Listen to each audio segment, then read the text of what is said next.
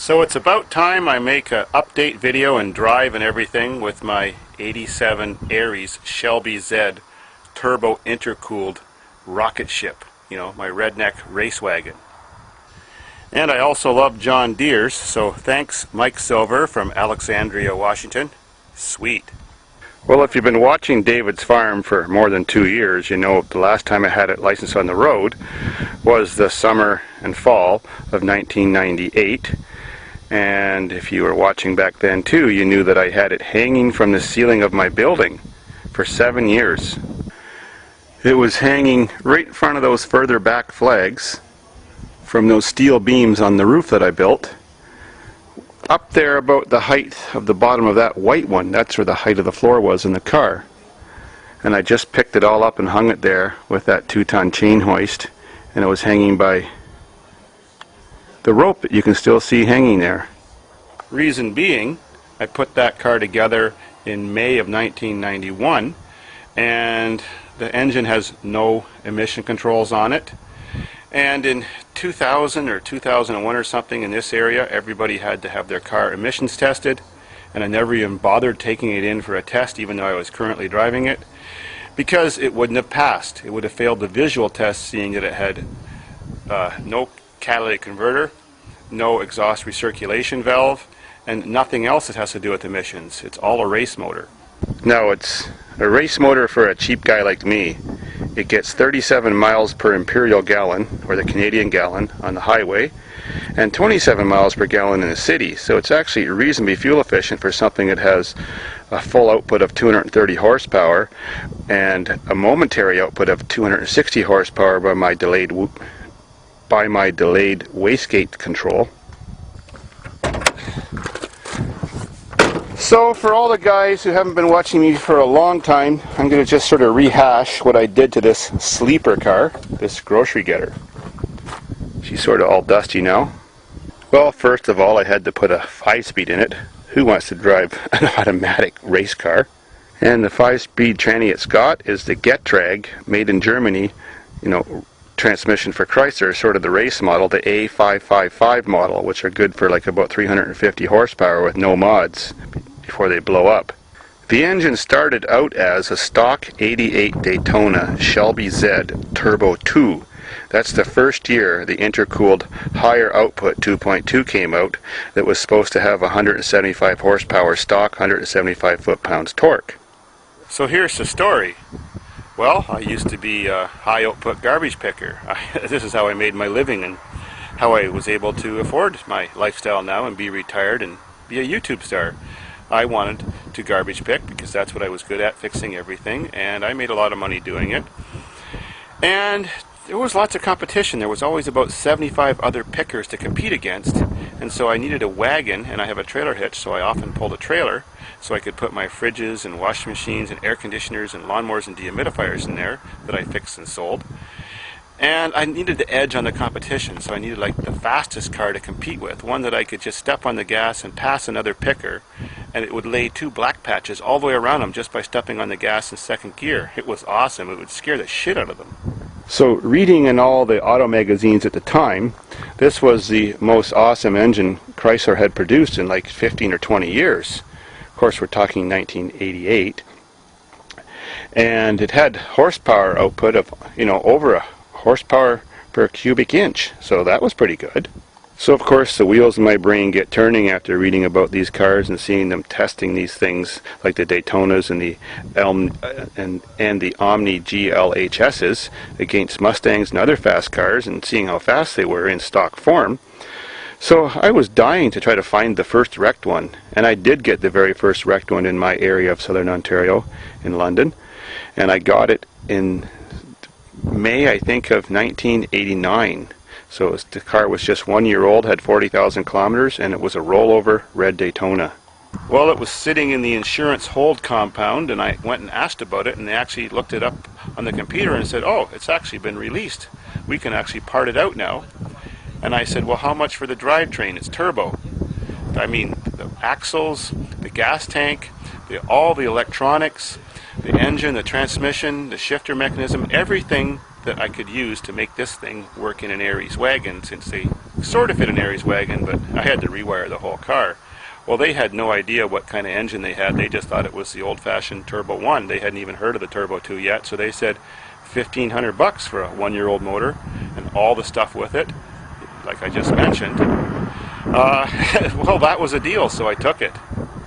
So, 24 hours later, it was in my car and working. I had to rewire the whole car, everything. The only wires in the car that are original are the taillight wires.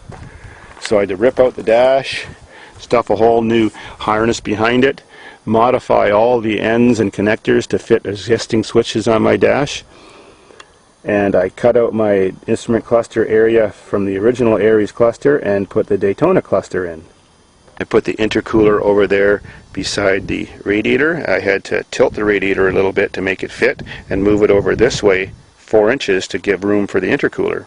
The motor mounts on all three were just the same for a regular 2.2. So the motor pretty much just bolted in. It's just that everything else was kind of different, and I had to strengthen the rad cradle and strengthen a few things, even strengthen the motor mounts.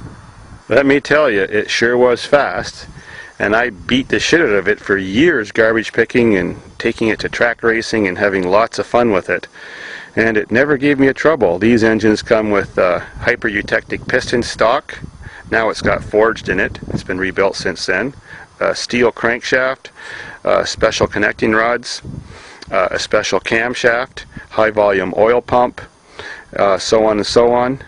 And now it's got more than that too. It's got the high flow injectors, a race computer, heavy duty clutch, and some Redneck modifications, which I'll show you in a minute. So instead of being the stock 175 horsepower like it was for the first few years I drove it, now it's 230 constant output when you're stepping on it, but it peaks at 260 for 2 seconds because of my wastegate delay system I have on it. Oh yeah, I've also got the direct connection special 2-piece intake manifold with the long runners for much better torque. So the first mod I made is, if you look closely, you'll see 2 motorcycle radiator fans making forced air cooling on my intercooler, so it always gets lots of air at any amount of boost over 1 psi, even if you don't have a lot of speed. This is a washing machine fill switch where you turn your knob and adjust the level of the water in your washing machine. Well, I hooked that up to control my fans, and there's the vacuum and pressure hose that it's set for 1 psi. So anytime there's the tiniest amount of boost, it just turns my intercooler fans on. Next is this Whirlpool fridge or English fridge thermostat. Well, all thermostats have like a sensor tube on it. I cut the sensor tube off, let the Freon out, and added a little vacuum step-up hose, and readjusted its adjustment parameters by that little Allen screw, and now I can adjust and dial in when my wastegate even turns on. So the way I have it set is that the car drives all the time with no wastegate, so every time you hit the gas there's no delay in boost, or hardly any, and it goes all the way to full pressure, like instantaneously, without slowly opening the wastegate like other turbo cars. And then when it gets to 17 pounds boost, it holds 17 pounds boost for 2 seconds, and then it activates the wastegate and then holds it at 14.5 pounds boost. I could set it higher, but I don't want to run higher than 92 octane fuel in it. So nowadays, 20 years later, that doesn't seem like a lot of horsepower. But back in the days when I built this car in '89, it was a hell of a lot of horsepower. This car would beat those most common hot rods on the road, those Mustang GTs with the 225 horsepower 5-liter engines with the 5-speed transmission. It got to the point where anybody who had a stock Mustang GT, they wouldn't even race me because they didn't want stories going around that their ass got kicked by a 4-cylinder 2.2 Aries station wagon. It was funny. Then came along those 195 horsepower all-wheel drive Ego Turbo Talons in the early 90s. Well, it kicked their asses too, except on standing starts.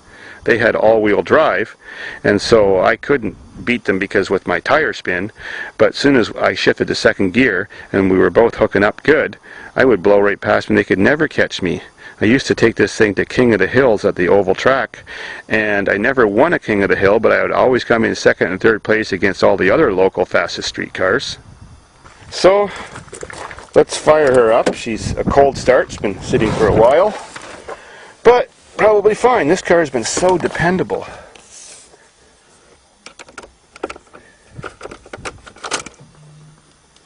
There's my boost gauge. I just had to cut out the gas dash for that. Always starts the same. Alternator belt squeaking a bit. This has been sitting for a while. Put it in neutral. And we'll let her warm up before we try to drive her, because you don't want to give a car hyper boost on a cold engine.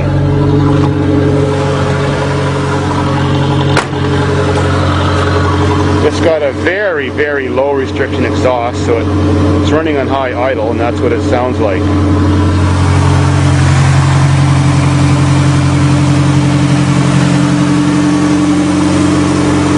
Well, we'll just let her warm up and I'll be back in a few minutes.